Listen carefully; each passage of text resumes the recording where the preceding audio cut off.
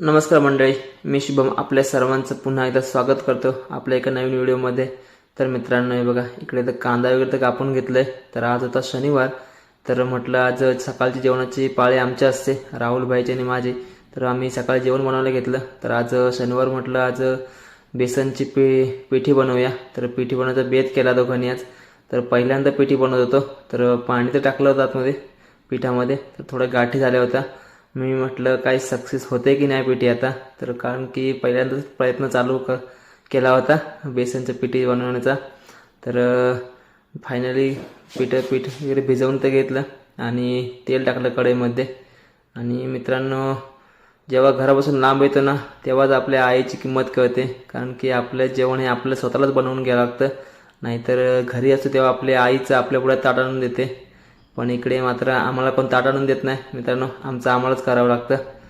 त्यामुळं सकाळी उठल्यानंतर जेवण तर केलं। बेसनची पिठी बघा एक नंबर झाली होती। तर पहिल्यांदा ट्राय केली होती, पण चांगली झाली, एक नंबर, म्हणजेच खाण्यासाठी तर झाली होती।